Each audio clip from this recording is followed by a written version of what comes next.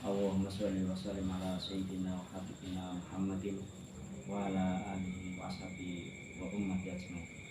Allah Ta'ala fil Qur'an Karim, kullu nafsin dha'iqatul maut.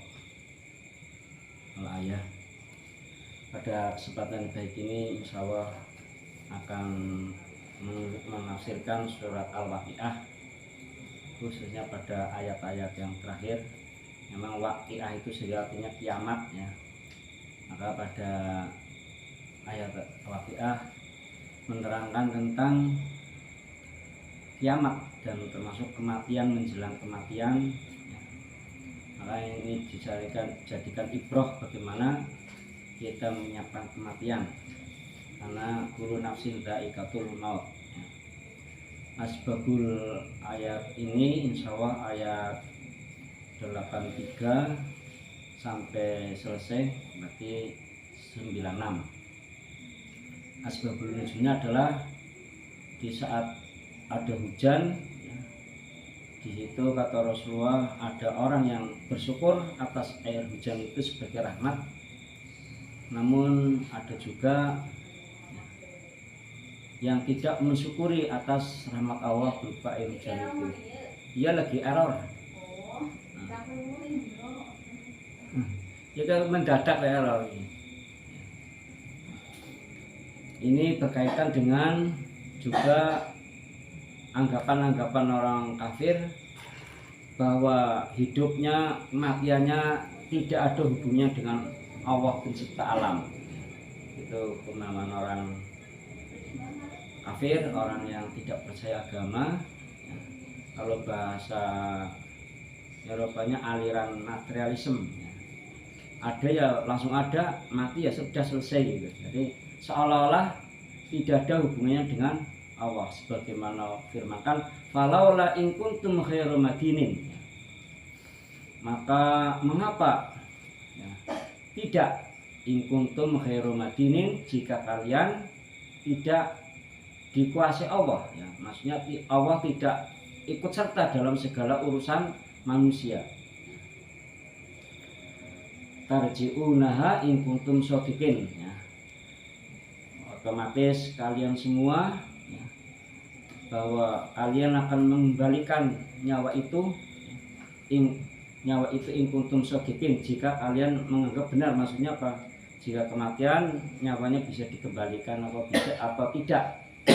Jika anggapan orang kafir itu mengatakan tidak ada hubungannya dengan Allah, maka Allah menantang, silahkan kalau kalian meninggal, kembalikanlah nyawamu ke dalam tubuhmu. Maka dari tantangan orang kafir Quraisy itu, di sini Allah berfirman, fa amma in kana minal muqarrabin.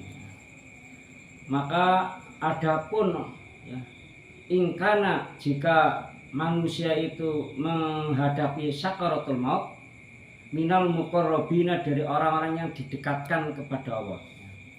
Para ahli tafsir Ibnu Katsir menerangkan minal muqarrabin ini adalah orang-orang yang didekatkan Allah. Karena apa? Karena selalu menjalankan perintah-perintah Allah, selalu menjauhi larangan Allah, selalu melaksanakan sunnah-sunnah Allah, selalu meninggalkan yang makruh, bahkan meninggalkan yang boleh. Yang boleh saja ditinggalkan, apalagi yang haram. Dan sunnah selalu dijaga seolah-olah wajib itu. Ini kan orang-orang yang terdekat itu makomnya sudah seperti itu ya. Selalu konsisten dengan perintah-perintahnya dijaga, jangan sampai terlewati begitu saja. Dan juga konsisten menjaga hal-hal yang dilarang oleh Allah tetap dijauhi. Bahkan perkara yang makruh dia menjaganya sekuat tenaga, jangan melakukan. Dan bahkan yang lebih beraninya lagi ya, tidak mau melakukan yang dibolehkan. Intinya apa? Yang dikerjakan sudah jelas diwajibkan, yang ditinggal sudah jelas diharamkan, dan yang sunnah, yang utama juga dilaksanakan, makruh ditinggalkan. Yang boleh mubah atau subhat dia akan menjauhi seperti perkara haram. Mengapa demikian? Dalam hadis ya, halalun bayin, haramun bayin. Ya. Istilahnya apa? Segala yang haram itu hakikatnya sudah jelas. Ya. Begitupun yang halal sudah jelas. Nah, maka kalau ada sesuatu yang mengganjel, tidak tahu haram atau tidak tahu halal, bagaimana? Maka kiblatnya, kata Rasulullah, kiblatnya di hati. Hati itu tidak akan membohongi dirinya sendiri. Ya.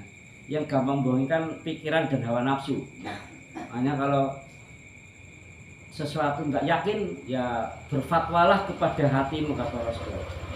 Maksudnya apa? Minta jawaban dalam hati yang sangat dalam. Maka sehingga apa? Orang-orang yang didekatkan oleh Allah tidak mau mengambil sesuatu yang boleh sifat atau yang subhat. Ya. Contoh, ya, yang boleh al-adab. Ya. Adab itu kebiasaan dalam kaidah usul fikih. Al-adatul muhkamat. Ya. Adat itu menjadi hukum. Hukumnya apa? Boleh, asal tidak bertentangan dengan syariat. Ya. Contohnya ya segala sesuatu, ya, baik itu bersifat hal-hal yang untuk perkara ubudiyah maupun perkara muamalah. Ubudiyah apa contohnya? Ya. Contoh, ini orang muqarrabin selalu mengedepankan sunnah dan wajib. Ya. Untuknya apa contohnya? Ya contoh Rasulullah. Kalau Rasulullah mencontohkan, ya contoh apa? Bagi kita sebenarnya boleh, dan ulama pun membolehkan sebenarnya apa? Ya pakai sholat pakai celana, sholat pakai kaos, sholat pakai apa? Itu kan pada dasarnya boleh. Ya. Tapi bagi muqarrabin, dia tidak mau seperti itu. Ya seperti apa? Ya pakaian-pakaian yang dilakukan oleh para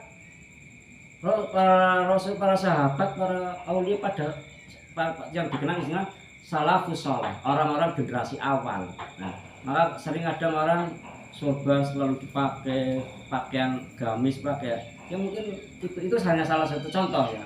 Perkara itu banyak ya.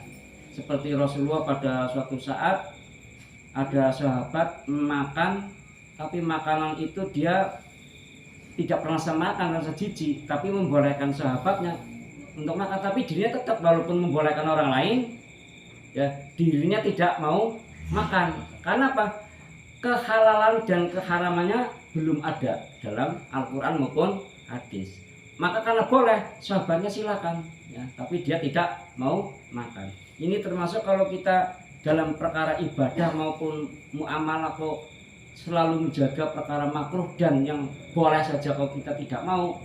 Ini kategori orang-orang muqarrabin, ya. Yang mana ini golongan pertama ya dalam para ulama tafsir. Muqarrabin itu orang yang didekatkan karena apa?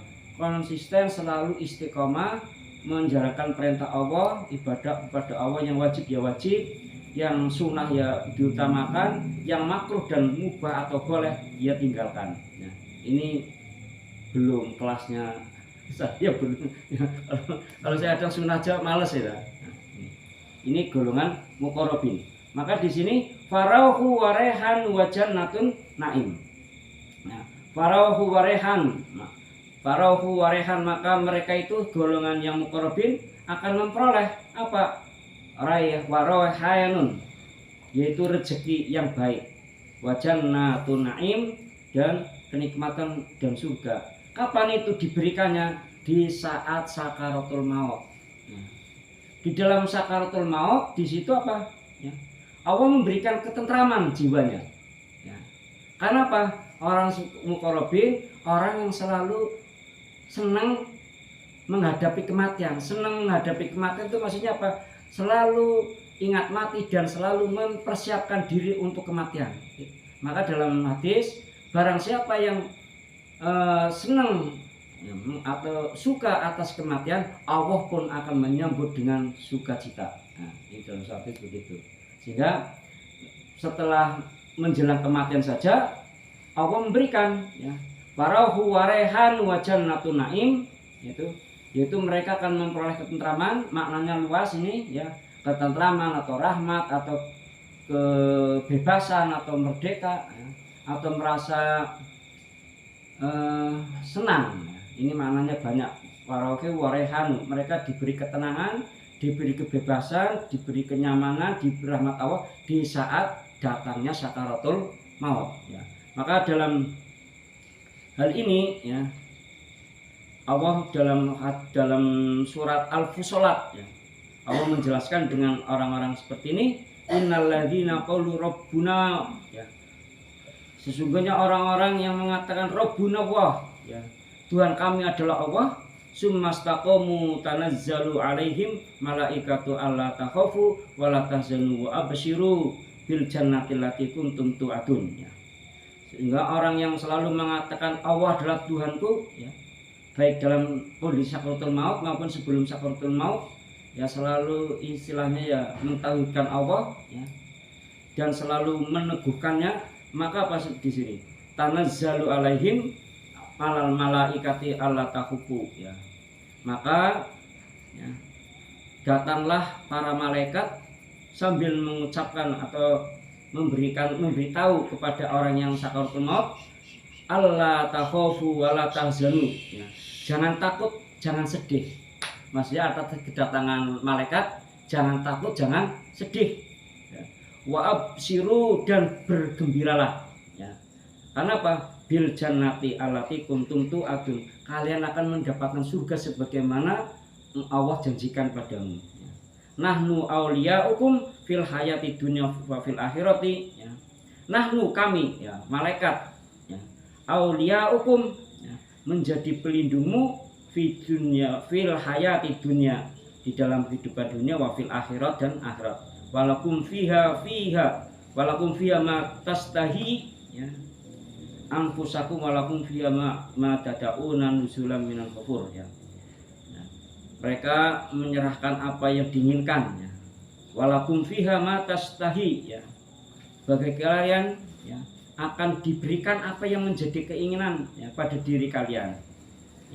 Ini bagi orang-orang yang muqarrabin ya. Di situ di dalam sakaratul maut datang malaikat dengan diiringi apa? 500 malaikat. Diiringi oleh 500 malaikat. Bayangkan disambut berarti kehadirannya ya. Ini bagi si muqarrabin. Nah, setelah dilepaskan dari jasadnya, ulama ahli tafsir ini baik muqarrabin maupun nanti ayat selanjutnya, wa amma in kana min ashabil yamin, dan adapun orang yang sakaratul maut itu min ashabil yamin, dari golongan tengah ya, golongan kanan ya. Mereka setelah dipisahkan dari ruhnya ya, mereka apa, ada yang bertempat atau berhinggap di pohon-pohon surga ya, di pohon-pohon surga, sambil para tafsir di situ maknanya apa, menikmati hidangan di pohon-pohon surga.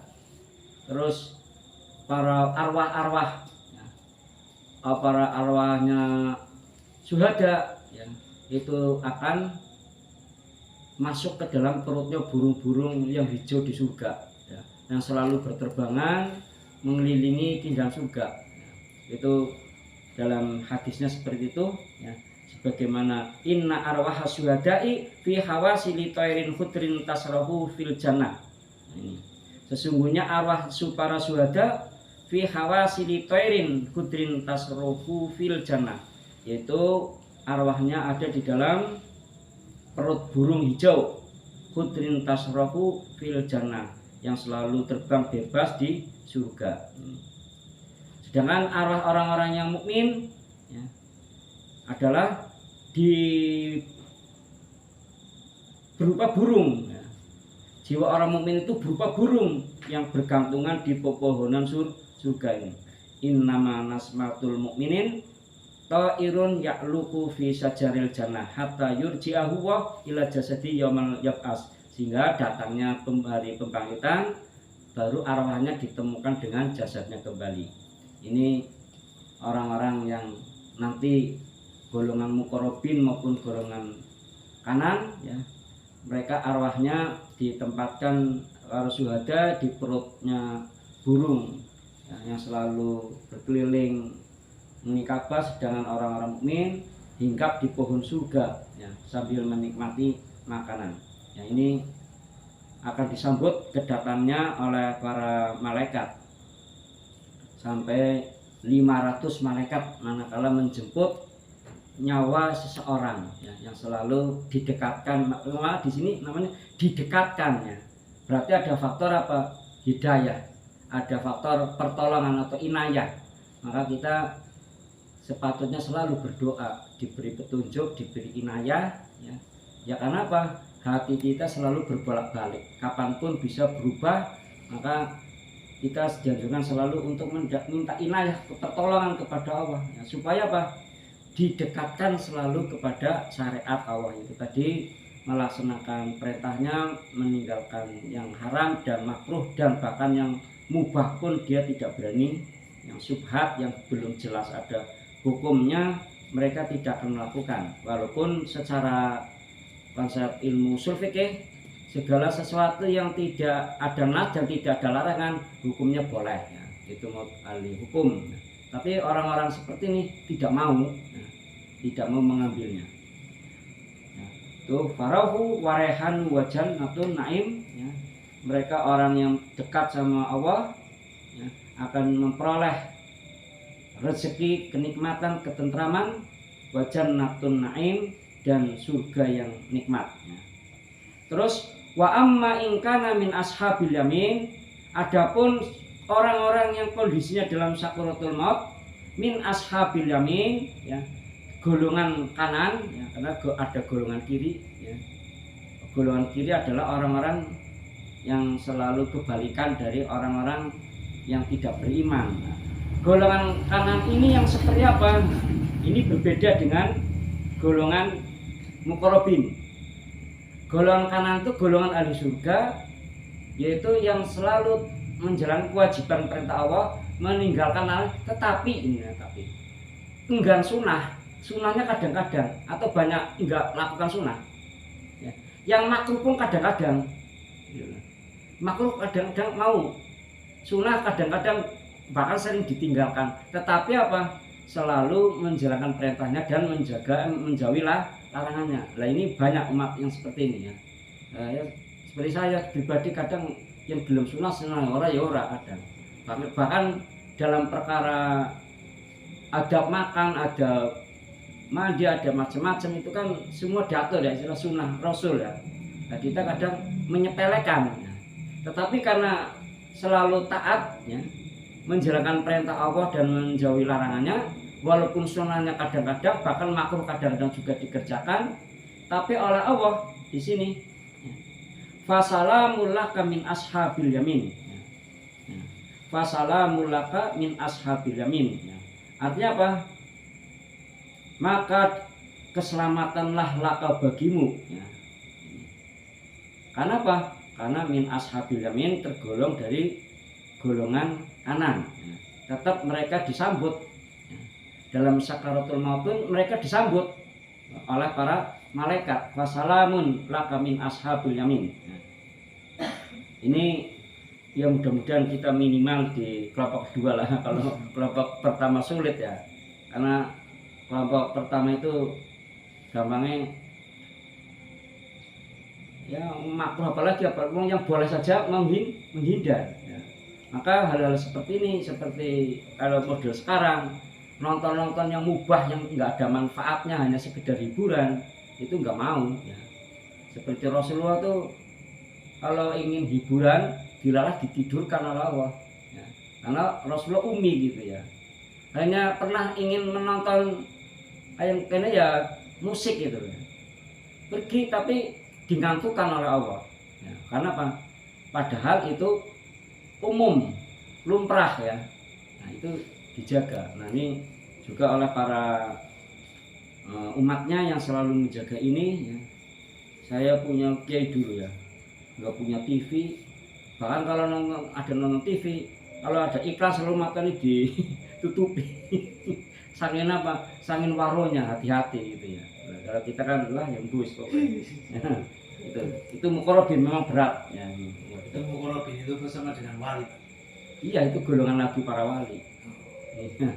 Ini golongan mereka para sahabat ya, para wali, para aulia ya.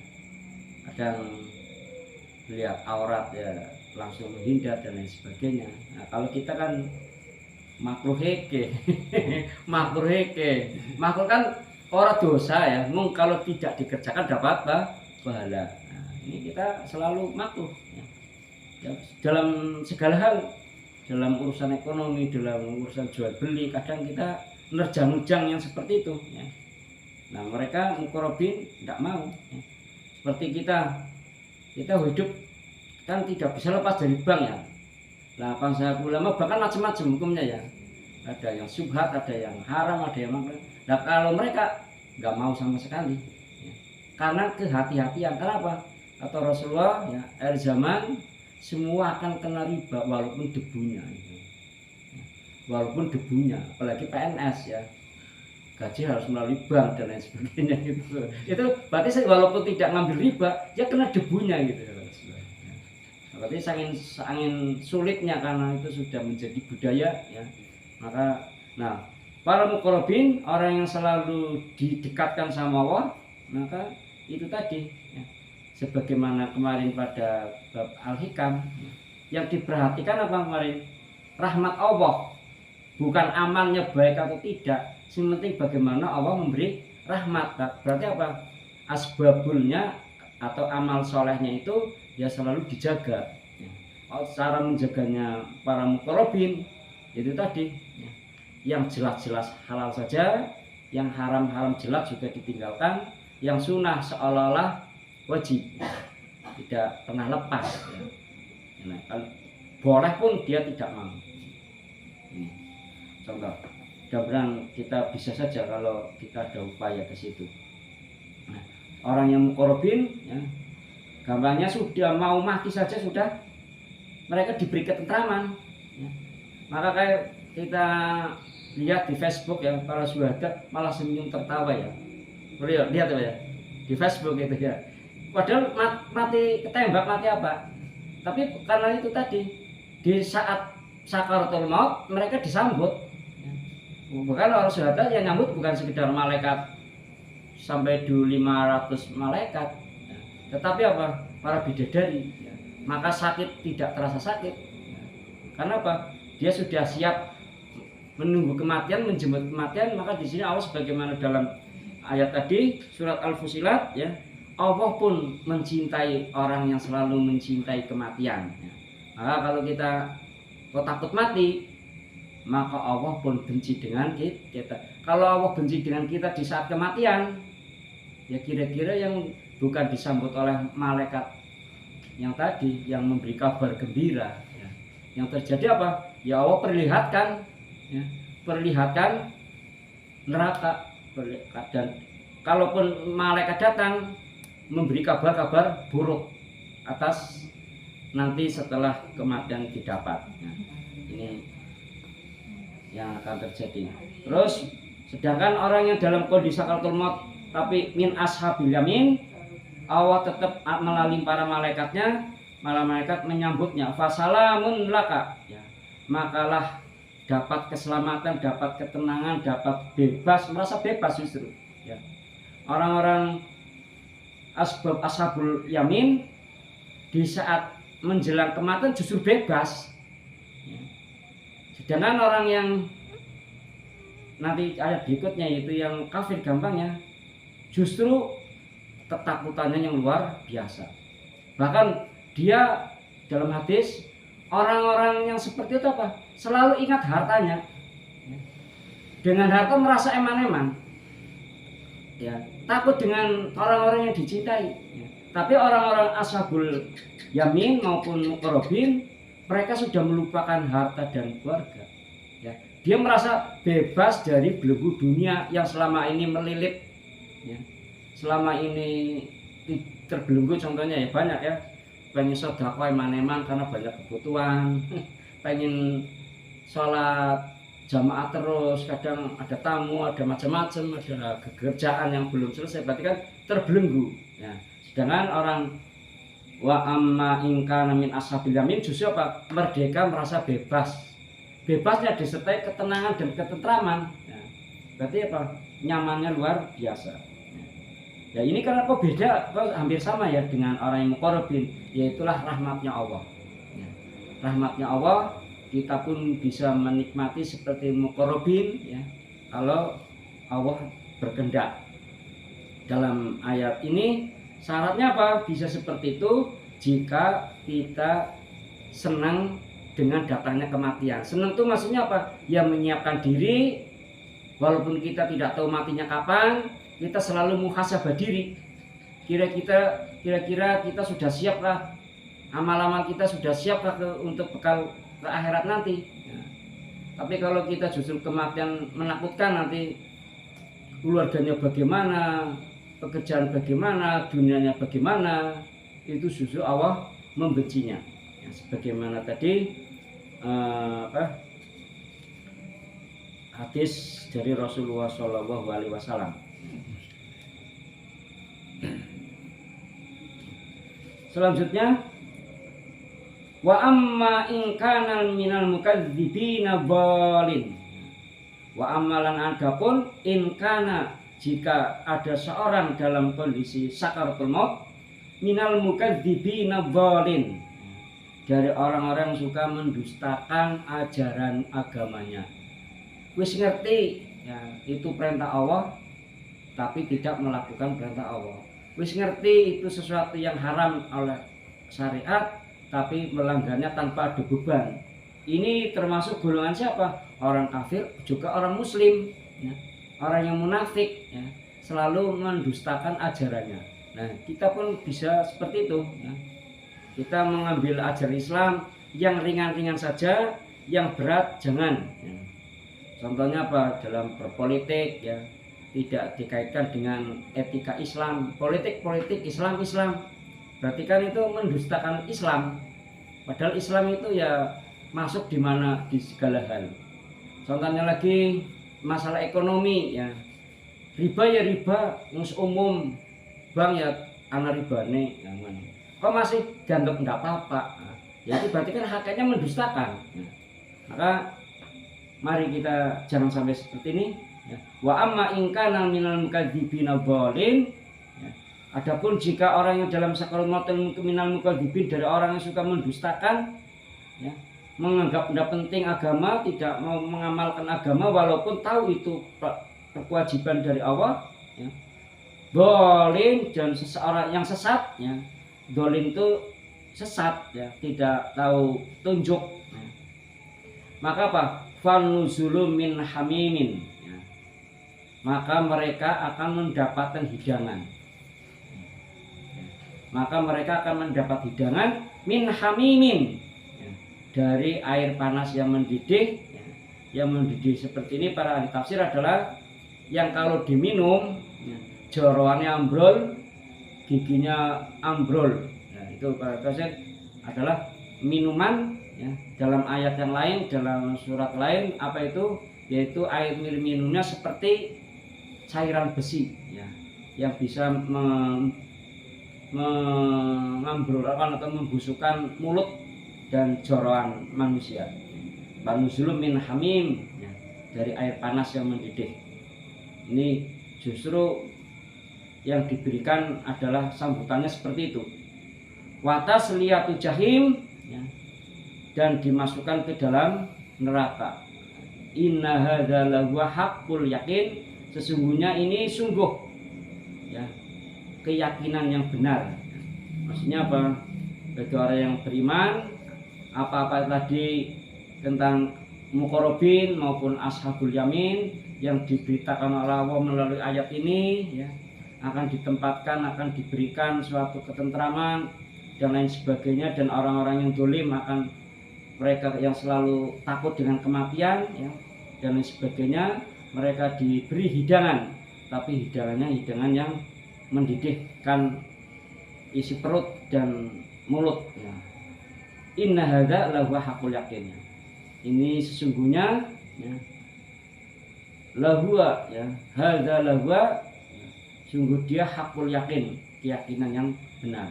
Maka fasabbih bismi rabbikal azim. Maka kalau kita sudah yakin, fasabbih, maka bertasbihlah bismi rabbikal azim, dengan menyebut Tuhanmu yang agung. Dalam hadis fasabbih bismi rabbikal azim, maksudnya apa? Fi ruku ya, dalam ruku baca ini dan lain baca itu. Ini di sini pakainya tasbih ya. Maka makna tasbih itu dalam suatu hadis luar biasa. Ya, luar biasa apa salah satu kehikmat apa keuntungan orang yang selalu bertasbih ya. Ini Rasulullah Shallallahu Alaihi Wasallam bersabda, ya,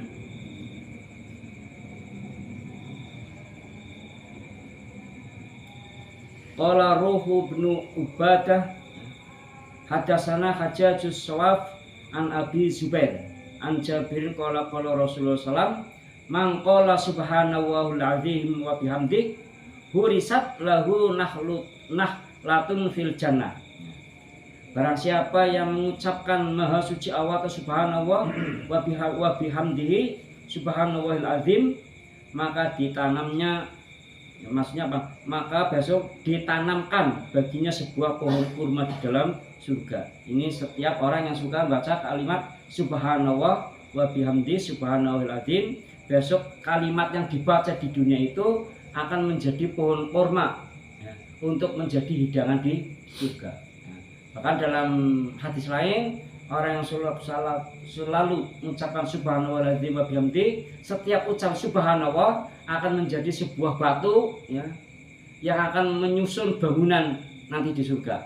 Nah, ini banyak kalimat-kalimat tentang keistimewaan bacaan subhanallah wa bihamdi subhanallahil azim wa bihamdi. Dalam hadis lain ya, saya nukil qala Bukhari fi akhir kitabih hadatsana Ahmad bin Iskab hadatsana Muhammad bin Fudail hadatsana Umar bin Qaqqa an Abi Zur'ah ya. An Abi Hurairah qala Rasulullah sallam kalimati khafifatani ala lisani saqilatani fil mizan ya. Ada dua kalimat yang ringan untuk dilakukan ala lisani terhadap lisan manusia ya, kalimatnya ringan dibaca bagi manusia, saqilatani fil mizan, tetapi apa? Berat timbangannya ditimbang besok. Nah, ini apa? Habibatana ila rahman. Habibatana ila rahman, lagi disukai oleh Tuhanmu yang Maha Pemurah. Apa itu subhanallah wa bihamdi subhanallahil azim wa bihamdi, itu kalimat yang disukai Allah ya, ringan diucapkan tapi timbangannya berat, yaitu dan dicintai oleh Allah, yaitu kalimat subhanallah wa bihamdi subhanallahil azim wa bihamdi ya. Maka banyak hadis yang kaitannya apa faedah bacaan bismillah. Kata Rasulullah ya, kalau ingin didapat bau surga kapan? Di sakaratul maut. Kapan lagi ya dapat tadi dijamin masuk ke surga? Apa? Kalau mau tidur ya baca itu subhanallah wa bihamdi subhanallahil azim wa bihamdi ya. Ini beberapa kalimat thayyibah banyak ya, tapi salah satu kalimat yang dapat kedudukan istimewa salah satunya adalah subhanallah wa bihamdi subhanallahil azim wa bihamdi, karena walaupun ringan diucapkan tapi pahala timbangannya berat. Nah, di sini bagi orang-orang yang sudah yakin janji-janji Allah terhadap orang-orang yang selalu menjalankan perintahnya, besok akan diberi kabar gembira dan ketentraman jiwanya di sakaratul maut ya. Sampai nanti di orang-orang mukmin ya berhinggap di pohon-pohon surga sambil menikmati hidangan di sana, dan orang-orang yang mati syahid akan masuk ke perutnya burung yang biru yang di surga yang selalu berkeliling menikmati indahnya surga. Kita yakin, kita sadar juga akan datangnya kematian, tapi kita menyambut kematian. Berarti ini apa? Semua karena Allah. Maka kita berpatut memuji Allah subhanahu bismi rabbikal azim ya. Karena segala sesuatu itu hakikatnya Allah yang memberikan kita bisa seperti ini, bisa istiqomah dan lain sebagainya. Maka ini sebagai bentuk tawaduk kita kepada Allah ya, sebagaimana dalam surat An-Nasr ya, idza ja'a nasrullah ya, jika datang pertolongan Allah apa terakhirnya apa? Fasabbih bismi rabbikal. Nah, justru bukannya gembira atau rasa syukur, tapi banyaklah istighfar dan membaca tasbih. Ya, kita pun alhamdulillah, mudah-mudahan kita kalau nggak bisa muqarrabin ya ashabul yamin. Ya. Ya, maka kita selalu bersyukur kepada Allah. Maka ini kaitannya apa? Kaitannya asbabul nuzul, bahwa di saat hujan ada orang yang bersyukur, ada yang tidak bersyukur. Ini kembali kaitannya syukur. Ya.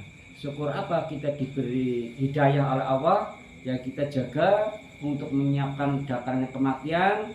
Yang kematian itu hakikatnya apa?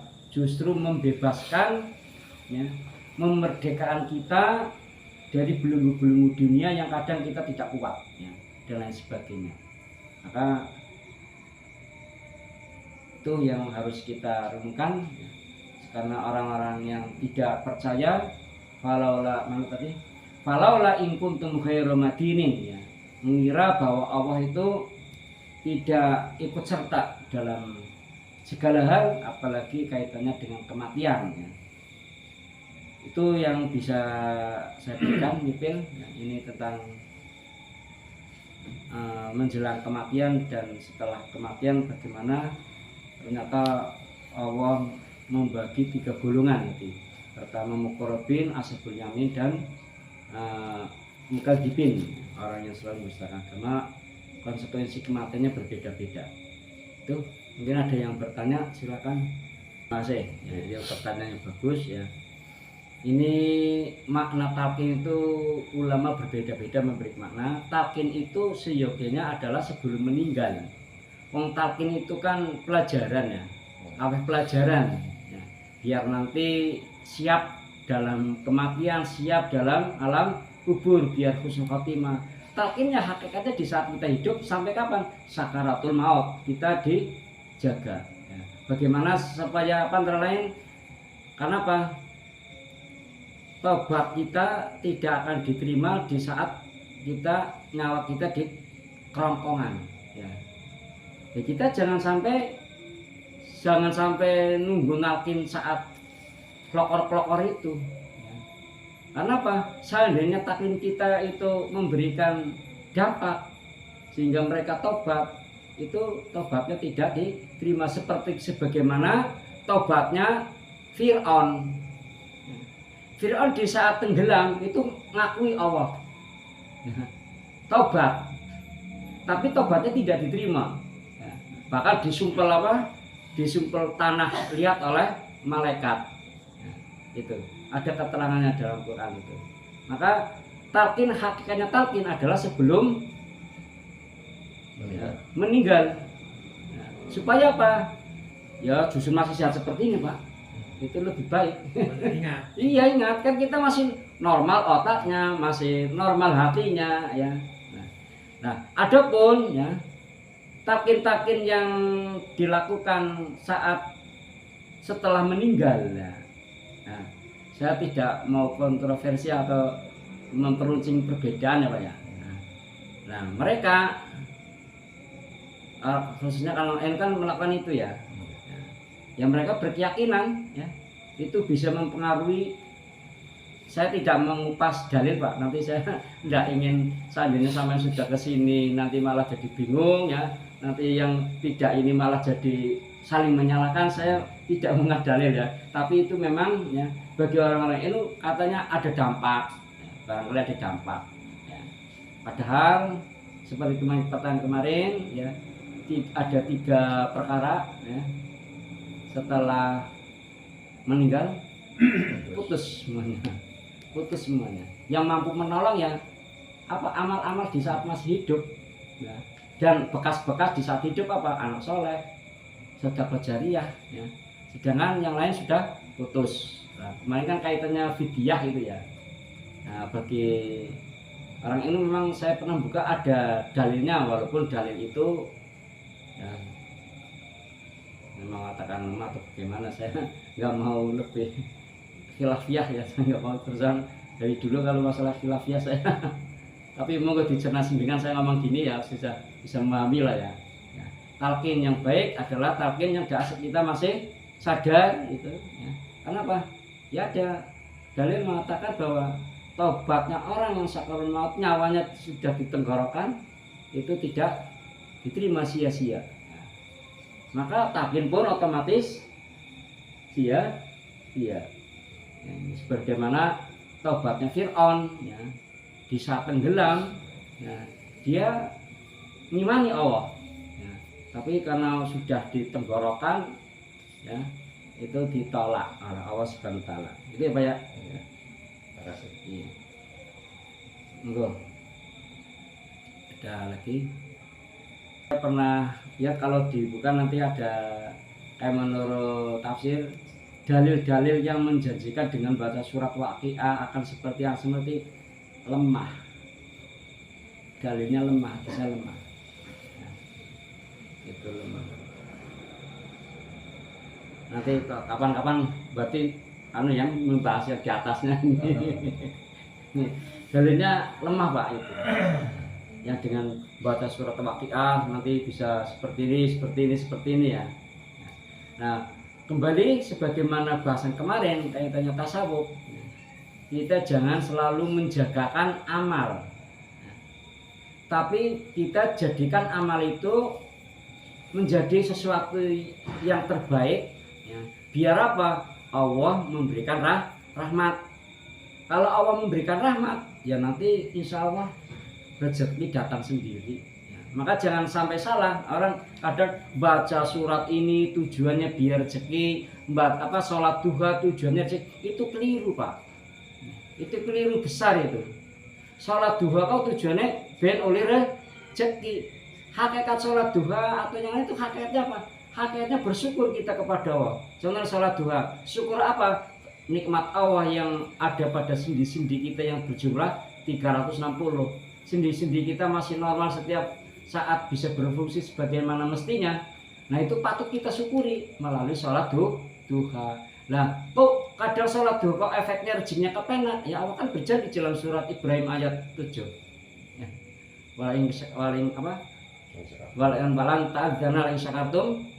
Nah itu kan, kalau barang siapa yang bersyukur akan ditambahi, ya otomatis karena orang selalu duha rasa syukur kepada Allah atas kenikmatan kesehatan, ya otomatis rezekinya ditambah, didapat tambahan oleh Allah karena syukur. Ya. Maka mari kita perbaiki ya, baca Quran jangan karena ingin ngarep-ngarep Al-Quran, dengan Al-Quran itu rezekinya gampang. Ya. Begitupun dengan sholat, ya. Karena tujuan sholat, tujuan baca Quran bukan untuk memudahkan rezeki. Ya. Tapi apa Bu? Yang ini kayak bahasan yang kemarin. Ya. Ayo Pak. Pendekatan kepada Allah. Ya, sarana mendekatkan diri kepada Allah. Kalau Allah kita sudah dekat sama Allah, itulah yang menjadi sebab-sebab Allah memberi rahmat. Maka kalau kaji kaitannya dalil-dalil kaitannya faidah surat ini seperti saya pernah kaji, dalilnya lemah. Tapi itu kalau sholat duha memang doanya kaitan rezeki. Iya, rezeki yang masih di atas turunkan, yang masih dalam bumi. Iya, boleh-boleh saja. Itu doa kita apa saja boleh kok Pak. Tapi sholatnya ya jangan karena ingin dapat rezeki. Doa terserah. Kita memang diperbolehkan berdoa. Tapi tujuan sholat itu bukan mencari rezeki, tapi rasa syukur. Begitupun sholat-sholat wajib yang lain dan semuanya. Nah, bukan berarti kita terus menyampingkan tidak ada kaitan. Ada kaitan. Ya. Sholat duha dengan rezeki, waqiah dengan rezeki, dan sholat itu apa? Karena ada asbab yang menjadikan Allah mudah memberikan rezeki, menjadikan asbab atau sebab Allah memberikan rahmatnya. Karena apa? Karena amalnya itu. Ya. Tapi amalnya itu jangan dijadikan sebagai patokan kita selamat, kita dapat surga dan sebagainya. Nah, terus amal orang penting, justru penting ya, menjadikan sebabnya datangnya rahmat. Nah, ini kaitannya jawabannya Pak Mas Buri gitu ya.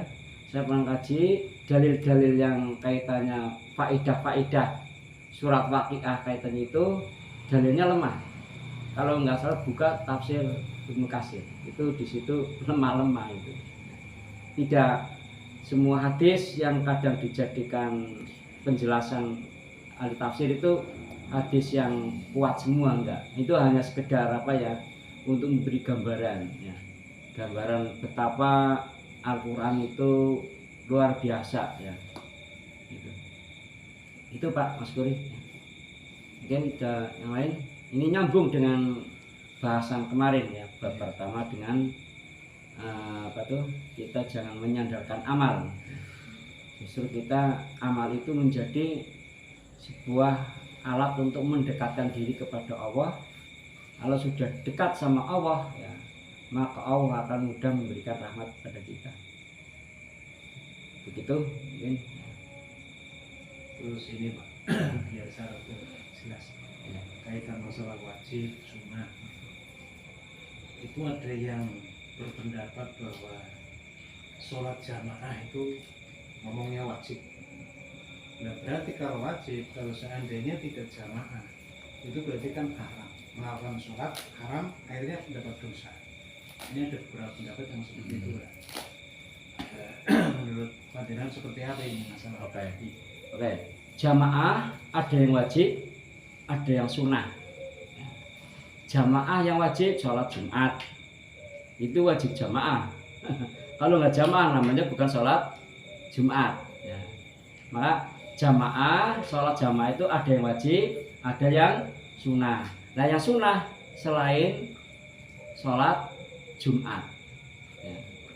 Kalau Jumat wajib, kalau nggak jamaah namanya bukan sholat Jumat. Nah masalah jumlahnya itu berbeda-beda setiap ulama madzhab. Kalau madzhab Syafi'i minimal 40 ya. Kalau madzhab Hanafi wong loro bisa. Wong telu bisa. Ya, siji imam, siji makmum, siji khatib bisa jamaah. Ya. Ini saya sering di kota-kota kadang ya, entah faktor apa kadang hanya kayak di musola hanya orang 5 sholat Jumat. Ya karena itu menurut madzhab beda-beda Pak ya. Iya. Kalau madzhab Syafi'i itu 40 ya minimal itu. Ya, kalau di kapal. Hah? Kalau di kapal. Di kapal dimanapun ya. Dan yang wajib itu kan orang yang mukim, orang yang berdomisili. Kalau seorang musafir tidak ya maka gantinya sholat duhur ya. Di kapal kan termasuk orang dalam perjalanan ya, tapi tidak wajib. Nah itu berarti ada sholat jamaah yang wajib, itu seperti sholat Jumat. Yang lain sunnah. Nah ini Pak, kalau kita kan ada kesibukan umpamanya, nah, terus kita nggak ngikutin jamaah sholat Jumat. Nah itu sholatnya sholat apa Pak? Duhur. Duhur. 4 rakaat. Nah, gantinya duhur 4 rakaat. Terus ininya apanya namanya ya? Dosa enggak maksudnya kan? Enggak maksudnya gini. Iya. Mengikuti sunnah dulu apa bagaimana? Kalau Duhurnya. iya. Ya boleh selagi waktunya masih. Duhur kan waktunya panjang. Iya. Nah, ya sunnah dulu. Qobliyah. Ya. Qobliyah. Ya qobliyah berarti ya boleh. Karena waktu kan panjang. Boleh sekali. Memang itu lebih baik. Oh berarti niatnya niat sholat duhur. Sholat duhur ya? bukan sholat jamaah. Atau sholat Jumat ketinggalan 1 rakaat. Jenengan nambah 3. Nggak boleh nambah 1. Udah 2 ya? Hah? 3 tapi. Iya, jadinya sholat duhur. Karena wis ketinggalan. Wis ketinggalan apa segala-galanya? Khotbah ketinggalan. Khotbah kan rangkaian sholat itu. Ya maka sholat khotbah itu nggak boleh ngomong, sama saja ngomong kayak lagi sholat, batal. Nah, maka khotbah itu seperti gantinya 2 rakaat sholat itu, maka khotbahnya loro. Maka kalau khotbah kau ngomong, fakot lahot sia-sia. Ya alias kayak lagi sholat ngomong batal. Berarti ketinggalan 1 Tambah 3. 3. Iya, karena gantinya sholat duhur. Gantinya sholat duhur. Iya, gantinya sholat Kalau duhur. Pak ya, artinya rukuk yang kedua sudah tidak kebagian. Iya. Nah, berarti kan akhirnya sholat duhur karena sudah ada kebagian. Iya. Iya. Terus Pak Mbok ingat ini Iya. masalah Jumat. Bahwa mendengarkan khotib itu kan wajib. Heeh. Mendengar khotib. Iya. Nah, kalau seandainya pas ada khotib lagi khotbah, terus kita wirid sendiri, Gimana Pak? Wirid sambil mendengarkan nggak masalah. Sambil Iya, mendengarkan. Artinya itu kan konsentrasi dibagi Pak. Iya bisa, kalau bisa banyak yang bisa itu. Bisa, artinya enggak apa-apa. Asal jangan bicara, ya, jangan bergurau, kalau sambil pikir nggak masalah. Iya, sambil pikir. Sambil artinya. pikir. Oh, Pikir kan di hati ya. iya. Itu pikir utama di hati bukan di mulut. Tapi mulut boleh, ya jangan sampai bersuara, konsentrasi kepada Allah. Bahkan di situ banyak sunah-sunah ya, berdoa dan lain sebagainya. Itu waktu yang mustajab kan di antara dua khutbah. Itu waktu mustajab. Iya. Tidak bahkan itu ini kan kaitannya asbabun nuzul ayat ini kaitannya khutbah ya. Ini kan waktu zaman Rasulullah, waktu di Madinah, wis datang khutbah tapi anak kafilah membawa perdagangan, Pak. Kan di sana turunnya di depan masjid. Jamaah sebagian keluar padahal lagi khutbah. Maka turunlah surat Al-Jumu'ah itu. Itu dan sebagainya. Itu mungkin ada lagi silakan. Berapa berkembang ke yang lain ke fikih nggak masalah. Mumpung ketemu. Hal-hal sepele tapi sangat tahu Iya. seperti ini. Iya. Memang perlu tahu. Nah kalau mengikuti khotbah terus banyak kan yang mengantuk, Nah, itu gimana itu hukumnya itu? oke. Kalau mengantuknya dalam kondisi sadar, ngantuk kan nggak disengaja ya. Ya itu nggak apa-apa. Ngantuknya, kan ngantuk kadang masih dalam kondisi sadar, masih duduknya seperti ini, Diri. terjaga. Jangan ketiduran seperti jenengan, itu batal. Kalau Lenden enggak boleh. Lendian sama saja, seperti ini, duduk. Seperti ini, jangan Iya, lendian. Kalau Lenden enggak boleh. Iya. Berarti masih belum sadar. Maka kondisikan ya jangan sampai tertidur, Pak. Itu tidak dapat mendapatkan suatu keutamaan. Itu. Iya. Bapak itu di ujung akhir, Pak.